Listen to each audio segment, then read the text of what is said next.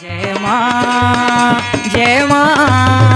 गुरुवर गुरुवर जय मां गुरुवर गुरुवर। एक बार माँ के चरणों को एहसास करो कि बस माँ आपके अपने चरणों से हमें लगा लो। माँ हमारा ध्यान इधर उधर न जाने पाए। माँ आप ही तो हमारा सर्वस्व है, आप ही हमारी आत्मा की जननी है। हमारी और आपके बीच जो आवरण पड़ा हुआ है, हे माता आदिशक्ति जनी जगदम्बा, हम पर इतनी कृपा कर दो कि वह आवरण हट जाए। हम एक बार आपको देखना चाहते हैं, एक बार आपसे मिलना चाहते हैं। आपके बिना हमारा जीवन बेकार है। एक बार उस भावभूमि पर खड़े होकर के तो देखो, सच्चे मन से माँ की प्रार्थना करके तो देखो। प्रार्थना कहते किसको हैं? क्या भीख फरीके मांगने के लिए कि जो हम भटकाव के मार्ग में, माँ हमको और भटकाव के मार्ग में ले जाओ, हमें और कुछ ऐसा दे दो जिसे हम और भटकते चले जाएं। अरे मांगना है तो माँ का सच्चा प्रेम मांगो, माँ की सच्ची भक्ति मांगो, माँ का सच्चा ज्ञान मांगो, माँ की शक्ति को मांगो, जिन शक्तियों से हम हर पल माँ से जुड़ करके रह सके। उस सोच की ओर अपने आप को बढ़ाने का प्रयास करो। नहीं, आने को नवरात्रि आते रहेंगे और आने को नवरात्रियां जाती रहेंगी। एक बार तो संकल्प ले लो कि जीवन की अंतिम सांस तक हम माँ की भक्ति में संशय मात्र किसी एक प्रतिशत का भी संशय अपने मस्तिष्क में नहीं आने देंगे। चाहे हमारे लिए साथ जीवन में कुछ भी घटित होता रहे, हमारी दुर्घटना होती रहे, हमारा पैर कटता रहे, हमारा हाथ कटता रहे, हमारे घर में आग लगती रहे, हमारे घर को दुनिया लुटेरे लूट ले जाएं, हमारे परिवार, हमारा बच्चा खत्म हो जाए, हमारे पिता खत्म हो जाए, हमारा पति खत्म हो जाए, हमारी पत्नी खत्म हो जाए, एक समान भाव हो कि मैं अजर मरा नाफी आत्मा हूं, मैं तो उसका शिष्य हूं। यह सब मेरे परिवार माध्यम परम सत्ता ने दे रखा है। जिस दिन चाहे वो माध्यम ले ले, मुझे कोई आपत्ति नहीं है। मेरा असली माध्यम तो माता आदिशक्ति जनी जगदम्बा है। वह आधार मुझसे न छूटने पाए। उस भावभूमि पर लेकर के खड़े हो। एक बार सोच को केवल बदल लो। पूरा सोच का परिणाम है, सोच बदल गई पूरा जग बदल जाएगा। आपके विचारों में सब कुछ समाहित है। फिर आप देखो, जब माँ की भक्ति पर बैठोगे आपको अलग स्नेह लगेगा। आप नित्य जब पूजन के स्थान पर बैठो तो सौभाग्यशाली अपने आप को समझोगे कि माँ ने कृपा करके मुझे इस स्थान पर बुला लिया है। माँ मुझे मंत्र जाप करने की शक्ति दे रही, सामर्थ्य दे रही। सब कुछ माँ की कृपा का एहसास करो। और जिस दिन ऐसा एहसास करने लगोगे तुम्हें तृप्ति मिलने लगेगी। तुम्हारा मूलाधार चक्र जागृत होने लगेगा, तुम्हारी सुषुम्ना नाड़ी जागृत होने लगेगी। माँ तो यही चाहती है कि जिस दिन तुम ऐसे वातावरण में अपने विचारों को ढाल लो कि तुम अन्याय अधर्म का त्याग कर दो, तुम सदमार्ग पर चलने के लिए संकल्प भावना अपने अंदर इतनी दृढ़ कर लो कि जहां संकल्प में विकल्प ना रह जाए, तो वह कुंडली शक्ति अपना मुंह खोल करके सुषुम्ना नाड़ी के माध्यम से जिस तरह एक सर्प फुफकारता है, वह ऊर्जा को माध्यम से ऊपर की ओर भेजना प्रारंभ कर देती है। भगवान की जय। कुंडली चेतना हमारे विचारों से प्रभावित होती है। अच्छे विचार, बुरे विचार हमारे कुंडली चेतना को प्रभावित करते हैं। एक जागृत नाड़ी, एक इतनी शक्ति से परिपूर्ण नाड़ी जो माँ का द्वार है, जिसके माध्यम से माँ के द्वार तक हम पहुँच सकते हैं, माँ की कृपा को प्राप्त कर सकते हैं, उसे कुछ ना कुछ तो प्रारंभ करो। जहाँ से प्रारंभ कर दोगे वहीं से आपका जीवन बदलता चला जाएगा और आपके जीवन में सामर्थ्य आती चली जाएगी। आज अनेकों लोग कुंडली जागना चाहते हैं। कोई इसलिए कि मैं कुंडली जगा लूँगा तो समाज को चिंतन देने लगूँगा, ऐसा कार्य करने लगूँगा। हमेशा एक ध्यान रखिए, आपकी कुंडली शक्ति जागृत होने पर भी माँ आपसे कैसा चाहती है कि आप उसी पथ पर चल सकते हो। वहां अगर आप सोच के भी चल रहे हो तो दसों इंद्रियों के बल पर आप सोच रहे हो मुझे ऐसा करना है। इसको मतलब दसों इंद्रियों से जुड़े हुए हो। मुझे क्या करना है, या तो वह तुम आपका गुरु बता सकता है, या आपकी जब पूरी कुंडली चेतना जागृत हो जाए तब आप समझ सकते हो। गुरु की शरण में इसीलिए जाया जाता है कि हमारी चेतना जागृत रहे। हमारे गुरु की चेतना अगर जागृत है तो गुरु जिस पथ पर हमको बढ़ा रहा होगा उसी पथ पर बढ़ने से हमारा कल्याण है। और वह सोच, वह विचार लेकर आपको एक न एक दिन बढ़ना ही पड़ेगा। उस परम सत्ता पर निष्ठा विश्वास रखना ही पड़ेगा। इसलिए समाज को इतना सहज सरल, जीरो से आकर शून्य से आकर समाज को मार्ग दिया जा रहा है। सरल से सरल कि आप बड़े बड़े स्तोत्रों का पाठ नहीं कर सकते हो, दुर्गा चालीसा का पाठ ही कर लो।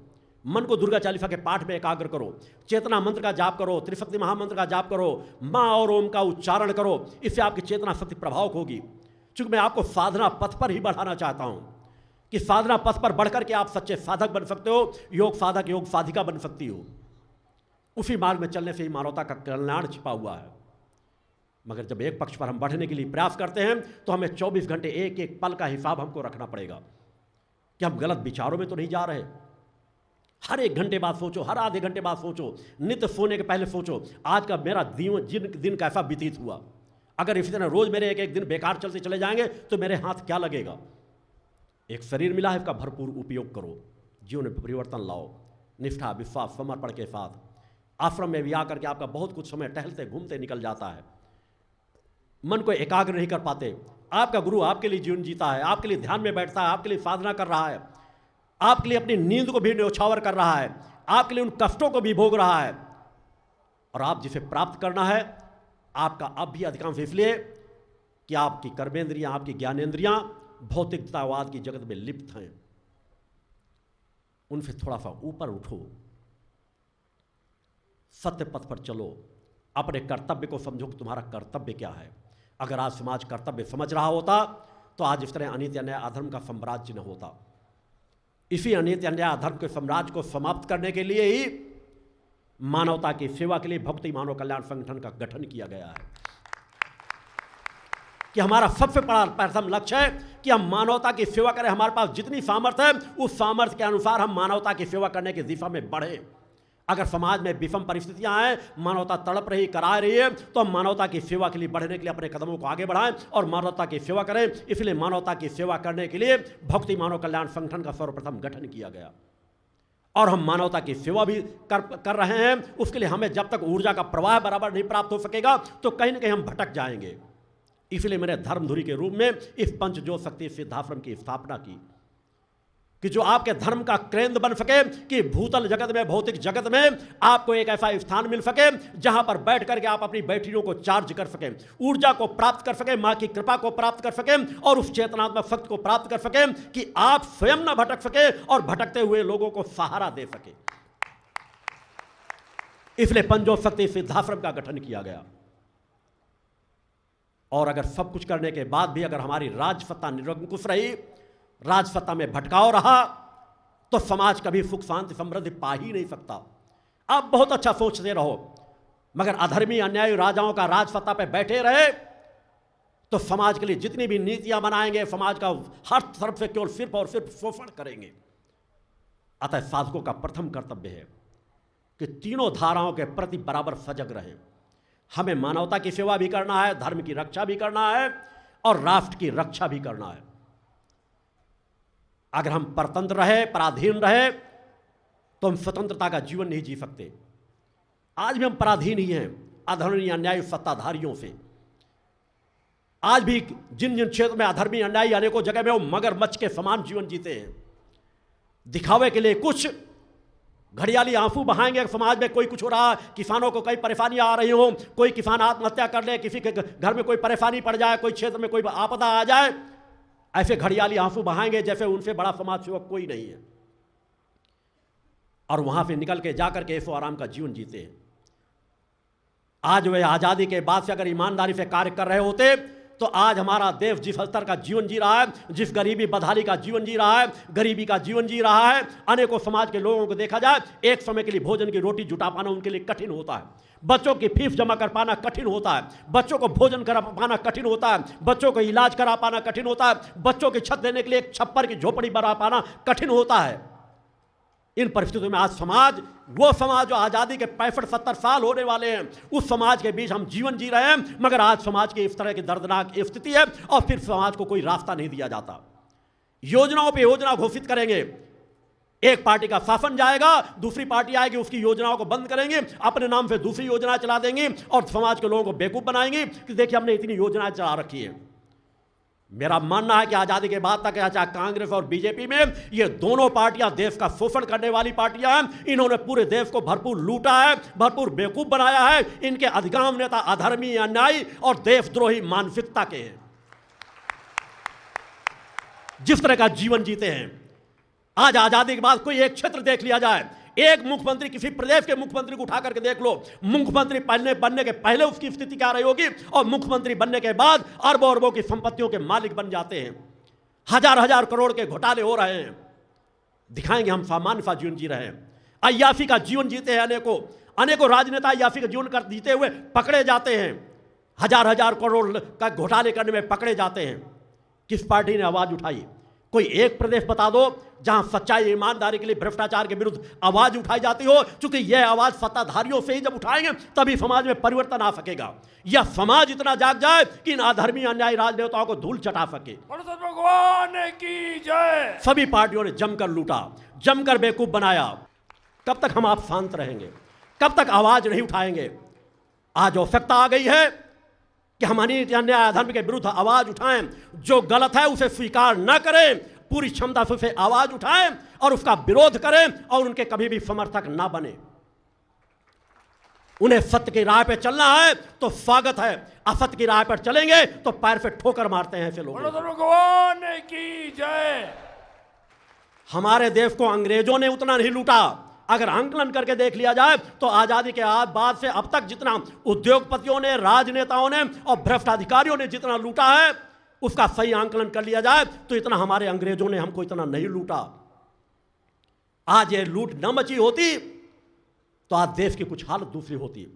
हर जिले में एम्स बना होता, हर जिले में सुख शांति समृद्ध होती, हर घर में बिजली पानी सड़क पहुंच रही होती, संसाधन होते, बच्चों को का स्वास्थ्य अच्छा होता, शिक्षा अच्छी मिल रही होती। योजनाओं पर योजनाएं चल रही हैं, कार्य कुछ नहीं कर बन रहे। जो काम 1 करोड़ में हो सक जाता है उसका 10-10 करोड़ की योजनाएं बन रही हैं। किसी क्षेत्र में उठा करके देख लो, पूरे समाज को इन्होंने बेवकूफ बना रखा है। सब तरफ से शोषण हो रहा है। अनेकों विभाग है जहां जल्लादों की तरह व्यवहार होता है गरीबों के साथ। किसी भी थाने में चले जाओ, गरीबों की कोई सुनने वाला नहीं है।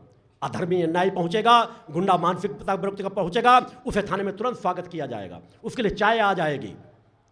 एक गरीब बेचारा, जी हुजूर मालिक मेरे पे परेशानी है, मुझे फला व्यक्ति परेशान कर रहा है, मेरे घर परिवार को इस फला व्यक्ति ने मारा है, मेरे घर में लूटपाट कर रहा है, मेरी बच्ची को छेड़छाड़ करता है, उससे माँ बहन की बेटी की गालियाँ देंगे, चल भग यहाँ से भग जा।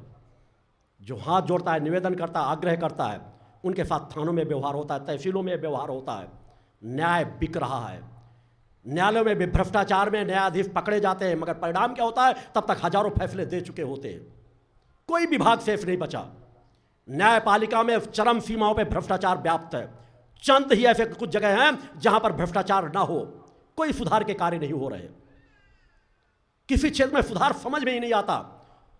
इसलिए आवश्यकता है कि समाज को जागना पड़ेगा, समाज को धर्म पथ पे चलना पड़ेगा, समाज को नशे मान से मुक्त चरित्रवान जीवन जीना पड़ेगा, समाज को आह्वान करना पड़ेगा कि हमारे घरों में चेतनावान बच्चे जन्म लें और उन बच्चों को चेतनावान बनाना माता पिता का कर्तव्य होगा। और जब चेतनावान बच्चे आगे बढ़कर के समाज में खड़े होंगे तो अधर्मी अन्याय उन्हें ठग नहीं सकेंगे, लूट नहीं सकेंगे, बेवकूफ नहीं बना सकेंगे। उन्हें वह सुख शांति समृद्धि की प्राप्ति होगी कि जहां पर जाकर वो मानवता की सेवा के लिए कार्य कर सकेंगे, जहां संकल्पित होंगे ना मैं गलत करूंगा ना गलत सहूंगा और मानवता के लिए कार्य करूंगा। आज उसकी पुनः आवश्यकता है कि आप लोग संकल्पित हो। भले आपका सगा पिता ही क्यों ना खड़ा हो, मगर मेरा मानना अगर इन पार्टियों से खड़े हैं तो भूल करके भी आपका वोट उसे नहीं पड़ना चाहिए, क्योंकि पार्टियां पूरी तरह से देश को अब तक लूटती रही हैं और आज भी लूट रही हैं। एक भी ऐसा कदम नहीं उठाया गया जहां पे सोचा जाए कि भ्रष्टाचार में लगाम लगाने का प्रयास किया गया है। निश्चित दोनों पक्षों में गड़बड़ियां हैं।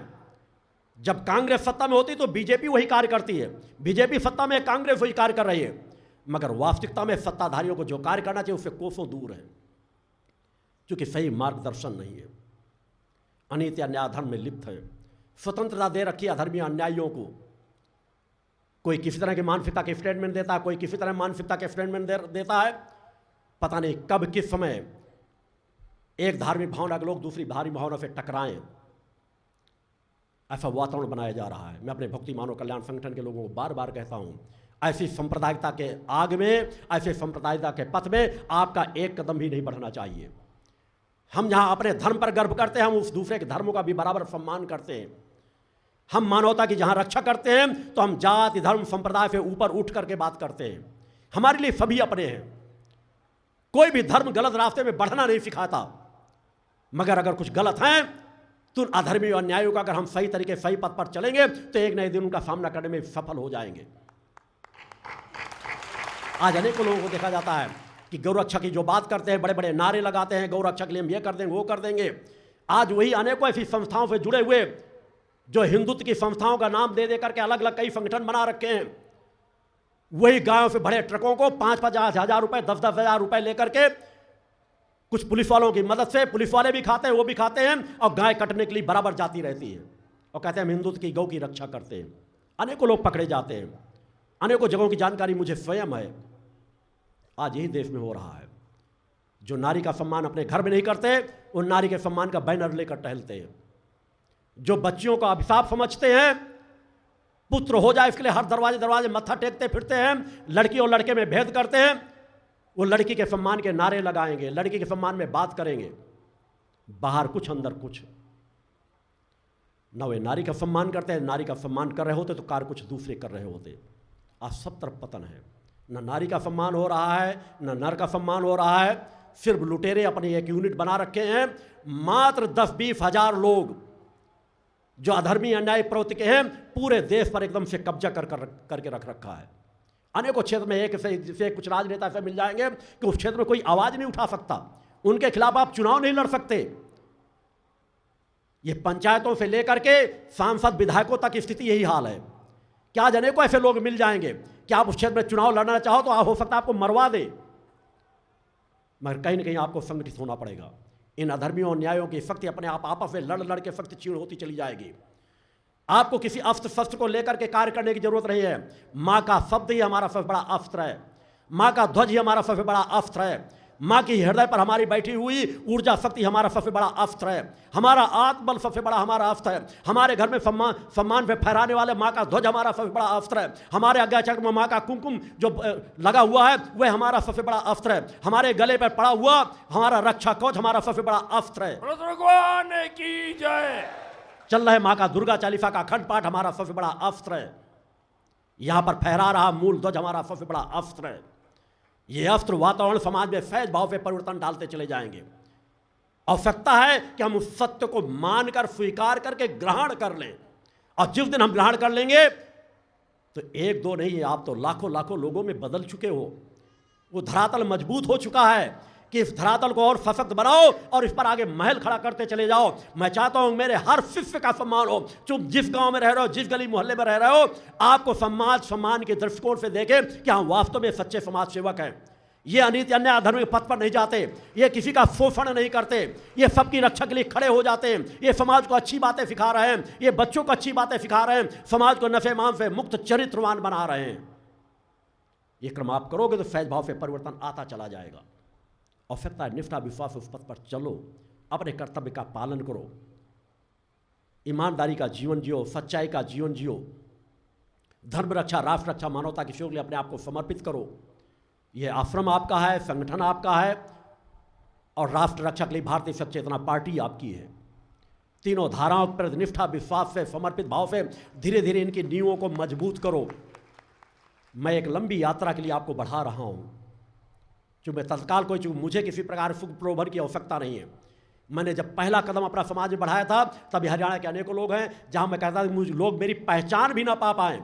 मैं कुछ जो आज जिनके माध्यम में मैंने ऊर्जा का प्रवाह, जिनको मैंने एहसास कराया था प्रारंभ में अपनी साधनाओं का कि यज्ञों के माध्यम में मैं क्या कर सकता हूं, उन यज्ञों के माध्यम वो कार्य करके दिखाए कि माँ ने ऐसी पात्रता कम से कम मुझ पर दे रखी है कि मैं समाज में ऐसे कार्य कर सकता हूं। मगर मैं चाहता हूं कि मैं एक आंत स्थान पर साधना करूं, मुझे समाज समझ न सके, और समाज में कुछ लोग ऐसे खड़े होकर के ऐसा संगठन बना लें और उसके माध्यम से समाज का कार्य करें। केवल कुछ चंद लोग मुझे जाने पहचाने, कोई बात पड़े तो मैं बताऊंगा कैसा मार्गदर्शन देना है, और समाज के बीच कार्य करते रहे। मैं कुछ संस्थाओं पे भी गया, उन्हें भी बताने का प्रयास किया, कुछ लोगों के बीच बैठा, मगर कलिकाल के प्रभाव का वातावरण ऐसा रहा कि मैं उस रास्ते को देना चाह करके भी वो लोग ग्रहण नहीं कर सके। उसके बाद मुझे 6वें यज्ञ में अपना परिचय देना पड़ा। 5 यज्ञ तक मैंने अपने आप को विराम दे रखा था। 6वें यज्ञ में मुझे अपना परिचय देना पड़ा, मैं कौन हूँ, क्या हूँ और मैं किस लिए आया हूँ। और उस प्रवाह को मैं समाज के बीच जगाता हुआ, जन जन को जगाकर उस दिशा में दे करके वही ऊर्जा मैं लाखों लाखों करोड़ों लोगों में बांट करके चेतना हम समाज के बीच तैयार करूंगा और समाज में परिवर्तन डालूंगा। आवश्यकता उसी क्षेत्र में निष्ठा विश्वास से आप भी पढ़ें। आपका गुरु हर पल आपके लिए जीवन जीता है, हर पल एक विचारधारा का जीवन जीता कि आपका कल्याण हो। किस तरह आपका कल्याण हो, रोम रोम में सिर्फ यही समाहित है। और मैंने हर पक्ष से कि किसी पक्ष से समाज आकर जिस पक्ष से मेरे जीवन की यात्रा चलती है, मैं जिस तरह कर्मवानों का जीवन जीता हूँ, मेरे आसपास के लोगों से रहने से आप पता कर सकते हैं कि क्या मैं ऐशो आराम का जीवन जीता हूँ, क्या मैं ज़्यादा नींद लेता हूँ, क्या मैं ज़्यादा मिष्ठान पकवान पसंद करता हूँ, ना मैं ज़्यादा मीठी चीज़ें पसंद करता हूँ, ना ज़्यादा मिर्च मसाला चीज़ें पसंद करता हूँ, मैं केवल सामान्य सा आहार लेता हूँ। जो आप वस्त्र पहनते हैं उनसे भी सस्ते मेरे ये वस्त्र मिल जाते हैं, उन वस्त्रों को धारण करता हूँ। न गर्मी में मुझे कोट पहनने की जरूरत पड़ती है, ना किसी चीज़ को पहनना पड़ती है, ना स्वेटर धारण करने की आवश्यकता पड़ती है। कम से कम वस्त्रों में मेरा गुजारा हो जाता है, जिसमें मैं आराम से जीवन जीता हो चुकी जो ऊर्जा शक्ति है उसके माध्यम समाज के बीच कार्य कर रहा हूँ। आवश्यकता कि आप लोग अपने आप को समझिए, आप भी सादा जीवन उच्च विचार की भावना अपने अंदर रखें। परम सत्ता ने अगर आपके पास सामर्थ्य दे रखी है तो उसका सामर्थ्य का उपयोग धर्म राष्ट्र मानवता की सेवा में करें। आज अगर हम आज़ाद देश में सांस ले रहे हैं तो आज़ादी के दीवानों ने अपना बहुत कुछ खोया है, मगर उस खोने से आज पूरे समाज को कहीं ना कहीं आज़ाद देश में रहने का सौभाग्य प्राप्त है। मगर संपूर्ण आज़ादी आज भी नहीं है। संपूर्ण आज़ादी तब होगी जब वास्तव में जन जन की आवाज़ सुनी जाएगी, जन जन हित के लिए कार्य किए जाएंगे। राजसत्ताओं में बैठे लोग अपना भी जो कुछ है उसे भी न्यौछावर करने के लिए तैयार रहेंगे। जिस दिन वह भावना पैदा हो जाएगी कि जो मेरे पास है उसे भी मैं समर्पित कर दूं, मुझे कुछ नहीं लेना। भगवान की जय। मैं स्वतः धर्म पथ पर बैठ करके उस यात्रा को तय करता हूं। ना मैं अपने जीवन के लिए 14-15 साल की उम्र से आने के बाद ना मैंने परिवार का निर्णय रखा है, ना आज समाज का निर्णय। तो अपने कर्म से उपार्जित धन से मैंने अपने आगे की साधनाएं पूर्ण की है। अपने कर्म से उपार्जित धन के माध्यम से अपना आज जीविकोपार्जन कर रहा हूं, अपने बच्चों का जीविकोपार्जन कर रहा हूं। अपनी बच्चों को भी मैंने उसी मार्ग से दिया कि कभी दान के दिए हुए 1 रुपए का उपयोग आपके जीवन में ना आने पाए, जो दान समाज द्वारा समर्पण किया जाए। दान को दान के रूप में मैं कभी स्वीकार नहीं करता, क्योंकि धर्म क्षेत्र में कोई दान कर नहीं सकता, केवल समर्पण कर सकता है। इसलिए जो अपरग्रही जीवन जीते हैं उन्हें मैंने वह मार्ग बताया कि धर्म क्षेत्र में जो जहां से जुड़े हैं उनका कर्तव्य है कि अपने जीवन के उपार्जित धन का दशांश कभी भी अपने परिवार के उपयोग में ना लें। यही उनका धर्म है। उस दशांश को अलग निकाल के रखें। और ये जहां मैंने कहा जो मुझसे जुड़े लोग हैं, मैं उनसे मैंने कहा कि 5% आप लोग अपने कार्यों के हिसाब से सोचिए कि आपको संगठन के कार्यों में कितना करना है, राष्ट्र रक्षा के लिए पार्टी के कार्यों में कितना कार्य करना है, गौ सेवा में कितना कार्य करना देना, गरीबों की सेवा में कितना समर्पित करना है, समाज सेवा में किस तरह लगाना है। और 5% आपका समर्पण निष्ठा विश्वास जिसमें आंशिक भी अंतर न हो, 5% समर्पण आपकी धर्मधुरी के लिए होना चाहिए कि आपकी धर्मधुरी इतनी सशक्त बने कि जब धर्मधुरी की बराबरी कोई दूसरा कर ना सके। यह आपका कर्तव्य है, यह आपका धर्म है। या देवी सर्वभूतेषु शक्ति रूपेण संस्थिता, नमस्तस्यै नमस्तस्यै नमस्तस्यै नमो नमः। पंच ज्योति शक्ति तीर्थ सिद्धाश्रम, मां की कृपा और गुरुदेव की अमृतवाणी का पावन संगम।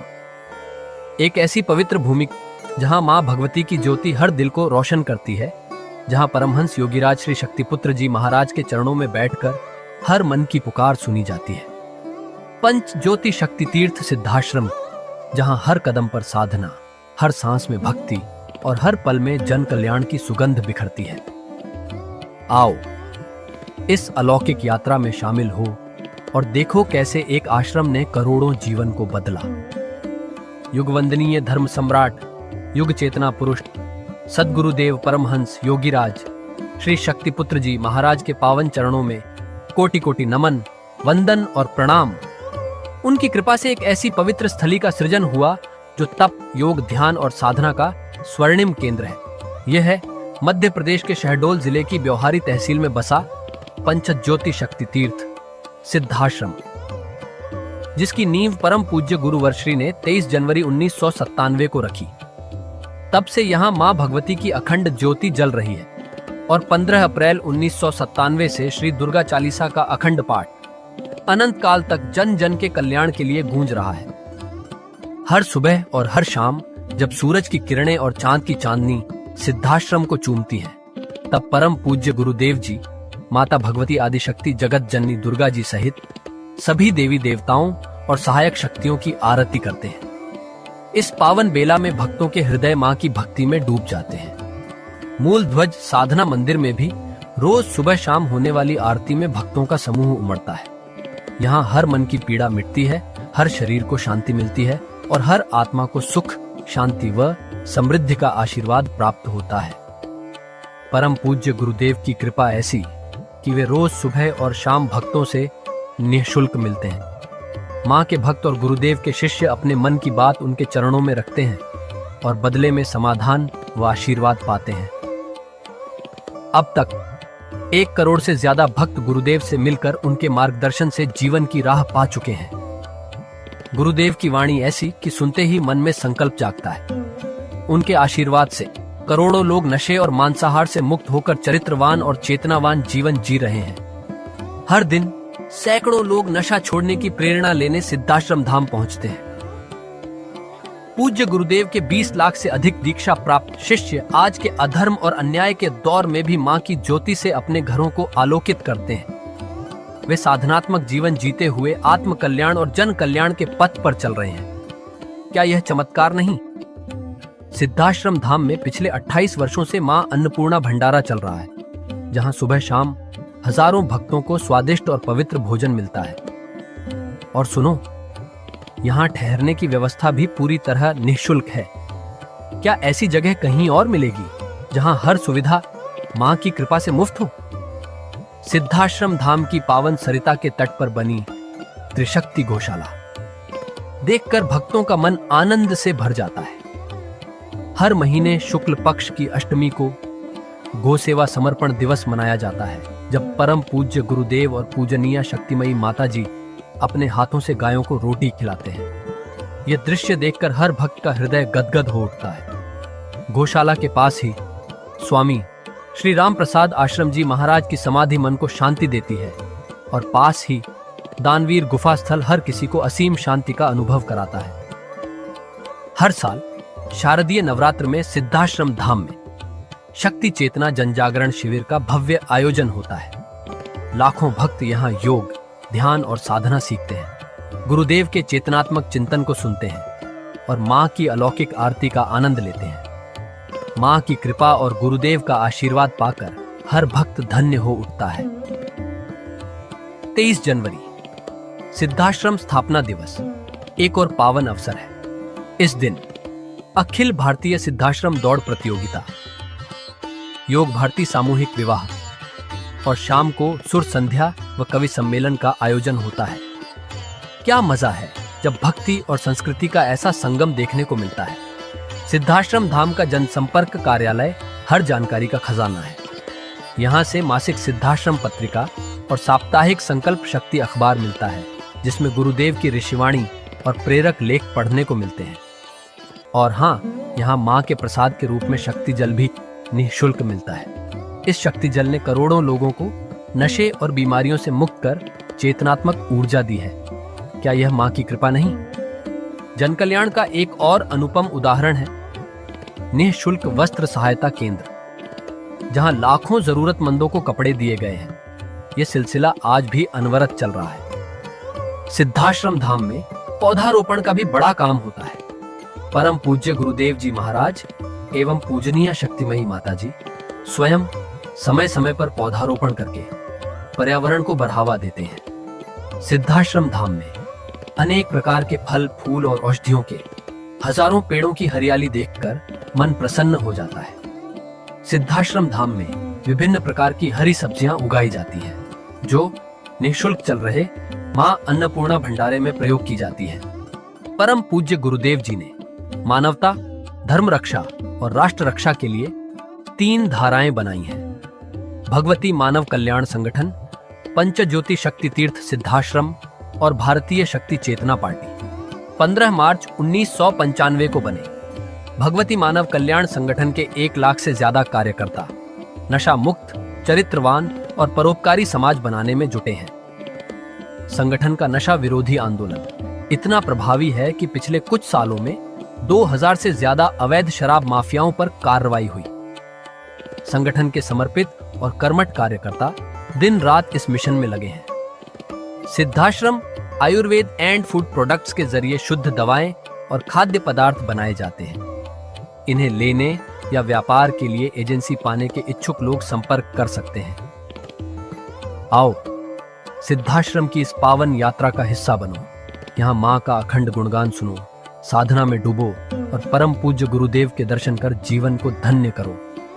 भगवती मानव कल्याण संगठन तुम्हें मानवता, धर्म और राष्ट्र की सेवा में शामिल होने का सादर न्योता देता है। जय माता की, जय गुरुवर की।